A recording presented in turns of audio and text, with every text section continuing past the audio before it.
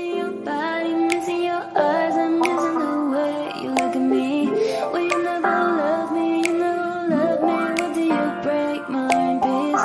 And I cry for your love, and I'm hearing your voice calling me one more time. I'll never call your phone, baby. Oh, baby. I will never call. 네, 안녕하세요. 도사 이승태 TV의 이승태 변호사입니다. 오늘은 또 지금 8월 16일 날, 그러니까 8.16 대책이라고 해서 국토부에서 여러 가지 이제 주택 관련된 대책을 마련을 하면서 층간소음에 관련된 얘기를 좀 한 게 있어요. 그래서 그 기사 한번 좀 살펴볼게요. 저희가 볼 때 과연 층간소음 이 대책이 실효성이 어느 정도 있을지, 그 다음에 어떤 내용인지 한번 살펴보도록 하겠습니다. 이 제목만 보셔도 층간소음 저감 위한 당근 나왔지만 건설사들은 실효성 글쎄 이렇게 의문점을 좀 던지고 있다는 거고요. 기본적인 내용들은 바닥 두께를 좀 늘리면서 바닥 두께를 좀 더 높이면 높이가 건축물 높이가 올라갈 거 아니에요. 만약 1cm 높였다라고 하게 되면 그래도 20층이면은 벌써 20cm니까 건축물 높이가 올라가니까 이 높이를 갖다가 완화해주는, 높이 제한을 완화해주는 정책도 같이 쓰겠다라는 거예요. 그 다음에 또 일정 부분에 대해서는 분양가가 또 그만큼 올라가잖아요. 그러니까 분양가에다 가산해주겠다. 이런 지금 대책도 지금 만들었다는 겁니다. 근데 이 문제는 지금 그 여기서 기사에서도 나오겠지만 건설사들이 볼 때는, 전문가들이 볼 때는 그러면 층간소음의 원인이 결국은 그러면 바닥 소음의 바닥 두께 때문이냐, 과연 바닥만 지금 뭐 4cm로 늘린다고 해서 일부를 만약에 3cm로 4cm로 늘린다고 해서 소음이 저감될 거냐, 그 부분에 대한 의문이 있다는 거예요. 기본적인 아파트의 구조가 우리가 독특한 벽식 구조를 가지고 있거든요. 이런 배경 지식을 가지고 내용을 보시면 아, 무슨 말인지 좀 이해가 쉽다 이렇게 생각을 하실 겁니다. 자, 내용 한번 볼게요. 정부가 어쨌든 8월 16일 날 층간소음 문제를 해결하기 위해서 당근책을 들었다라는 겁니다. 이게 지금 국토부 보도자료를 보면 3만 불 시대, 그러니까 소득 3만 불 시대에 적합한 아파트를 공급하겠다, 이런 취지로 지금 나오는 얘기들 중에 하나거든요. 과연 근데 이게 그럴 수 있겠느냐. 아까 얘기한 것처럼 바닥 두께 늘리면서 높이 제한 완화하고 분양가 가산 허용하겠다는 건데요. 여기 내용 보면 16일 날 국토부가 발표한 국민 주거 안정 실현 방안에 따르면 건설사가 층간소음 차단을 위해서 바닥 두께 최소 21cm인데요. 그 바닥 두께를 강화할 경우에 용적률을 갖다가 아까 얘기한 것처럼 불이익을 없도록 높이 제한을 완화하겠다라고 지금 발표를 했다는 거예요. 그러니까 그 우리가 층간소음 차단을 위한 바닥 높이가 최소 21cm로 되어 있는데 이거 더 높이면, 아까 얘기한 것처럼 1cm 높이면 그만큼 높이 올라가니까 그럼 용적률에 걸려서 21층까지 짓던 거를 20층밖에 못 짓는다는 거예요. 그 층수가 올라가니까. 그래서 그거 용적률 완화해 주겠다, 용적률 제한 완화해 주겠다, 그 취지라는 거 제가 아까 얘기한 것처럼 그렇게 보셔야 이게 무슨 말씀인지 아시는 거예요.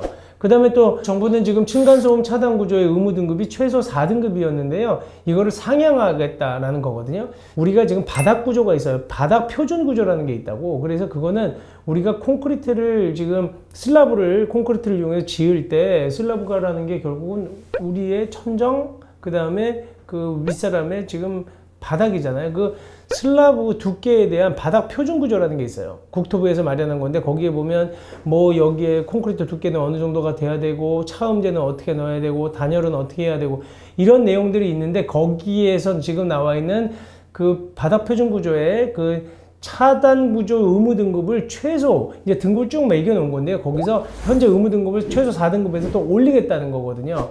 그것도 검토하고, 그리고 만약에 이런 비용 문제를 해결하기 위해서는 분양가 가산도 허용하겠다는 거예요. 결국 그러면 바닥 두껍게 하고 차단 구조 의무 등급을 높이면서 집값은 좀 올라갈 수도 있다, 이런 취지거든요. 그러니까 이거는 그러면 또 집값도 오르는 거 아니냐, 이런 문제도 생길 수 있겠죠. 왜냐하면 일단 두꺼워지고 또 차단 의무 등급도 좀 상승하게 되니까 고가주택 짓는 사람들 입장에서는 어떻게 하겠어요? 야, 이거 우리는 진짜 최고급 소음에서 층간소음으로 완전히 자유로운 그 아파트야 라고 하면서 바닥 두께 두껍게 하고 차단 의무 구조 의무 등급도 올리면서 분양가 상한을 회피해 나갈 수 있는 부분들도 있겠지. 그러다 보니까 결국은 집값은 또 올라갈 수가 있는 거고, 고급 아파트는 고급화된다 가능성이 있는 거예요. 그리고 또 하나, 기존 주택의 경우에는 어떻게 하겠느냐. 신축 주택이 아니라, 신축 아파트가 아니라 기존 주택의 경우에는 저소득층, 그러니까 약 1분위에서 3분위와 그 다음에 유자녀 가구, 그러니까 약 4분위에서 7분위에 해당하는, 사실은 이 자기가 어느 분위에 들어가는지는 그거는 확인하셔야 돼요. 소득에 대한 기준에 따라 나오는 거기 때문에. 그래서 저소득층과 유자녀 가구를 대상으로 해서는 84제곱미터 국민주택 규모에 해당하는 아파트의 경우에는 300만 원 내외의 소음 저감 매트 설치비를 지원하겠다. 그러니까 무이자로 하거나 아니면 1% 정도의 금리로 융자를 지원하겠다는 거예요. 유자녀 가족이라든지 아니면은 아까 얘기한 것처럼 저소득층의 경우에는 밑에도 막 시끄럽다고 난리치면 그거 매트 깔아야 되는데 300만 원 내외까지, 300만 원 내외라고 돼 있어요. 그러니까 이상일 수도 있는데 거기까지 지원해 주겠다. 근데 돈 주겠다는 건 아니에요. 그 이자를 1% 내에서 빌려주거나 아니면 무이자로 해주겠다. 이게 지금 대책입니다. 근데 지금 건설업계에서는 지금 뭐라고 얘기하는 거냐면요. 주택에 매트 설치비를 지원하는 것이나 아니면 층간소음 차단 구조 의무 등급을 올리는 것은 지금 어느 정도 효과는 있을 수 있다. 기본적으로. 왜냐하면 두께 높이고 의무 등급을 올리는 거니까 어느 정도는 있을 수 있겠지만, 하지만 이게 과연 그것 때문에 용적률 인센티브를 주거나 분양가 가산하는 거는 과연 효과가 없을 수도 있지 않을까? 있을까라는 의문이 있다는 거예요. 왜냐하면 이게 분양가 가산을 허용하겠다는 정책에 대해서는 지금 분양 시장이 완전히 얼어붙어 있다는 거예요. 그러다 보니까 여기에서 이 층간소음 저감 시설을 적극 반영해서 분양가를 올린다면 집 더 안 나간다는 거지.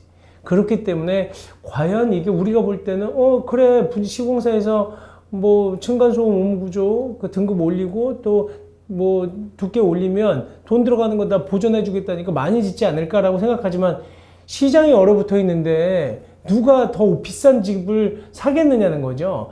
그렇기 때문에 이거는 초고가 주택, 그러니까 그 초고가 주택을 시행하는 그 분양자 입장에서는 가능할 수도 있다. 아까 얘기한 것처럼 고급 프리미엄 층간소음으로부터 완전히 프리한 그 주택이다라고 할 수 있겠지만, 근데 다른 주택 시장에서는 집값 올라가는 게 더 부담스러워서 이게 효과가 있겠느냐 이렇게 얘기를 한다는 거예요. A건설사 관계자가 얘기하는 게 우리나라 구조는 벽식 구조다. 그렇기 때문에 단순히 그냥 바닥 두께를 갖다가 면밀히 올린다고 해서 획기적으로 줄지 않는다. 그 지적을 하는 거거든요. 무슨 얘기냐면 우리나라는 이 원래 집의 구조는 두 가지예요. 기둥식 구조가 있고 그 다음에 하나가 벽식 구조가 있어요. 그 벽식 구조는 우리 아파트에 들어가 보면 기둥이 없잖아요. 그거는 천장을 그 양쪽에 벽들이 사면에 벽이 받치고 있는 구조거든요. 근데 이런 상가주택 같은 경우나 오피스 건물에는 기둥이 있어요. 기둥이 보와 기둥으로 그 건물을 받치는 거거든요. 형태가 달라. 이렇게 보와 기둥이 있는 데는 어떻게 보면 좀 약간 공간 활용에서는 좀 떨어질 수도 있고 비용이 비싸요. 집을 짓는데. 그렇긴 한데 소음은 굉장히 좀 강합니다. 소음에는. 근데 벽식 구조는 소음이 계속 전달이 쉽게 되기 때문에 그런 취약한 문제가 있는 건데, 이 구조적인 문제 때문에 발생하는 층간소음을 과연 단순히 그냥 일부 면밀히 올린다고 해서 소음이 없어지겠느냐 이런 지적도 한다는 거예요. 왜냐하면 우리 지금 바닥 두께는 지속적으로 계속적으로 확대되어 왔어요. 두께를 높여오면서. 그런데도 불구하고 층간소음은 더 많이 발생하기 때문에 과연 이것만 갖고 효과가 있겠느냐 이런 지적을 한다는 겁니다. 또 하나는 지금 이거 두께 문제가 아니다. 오히려 그 요즘에는 기술이 좋아져서 두께는 높이지 않으면서도 굉장히 소음을 차단할 수 있는 구조들을 많이 개발하고 있기 때문에 그런 거 도입하는 게 더 낫지 않냐 이렇게도 얘기를 한다는 겁니다.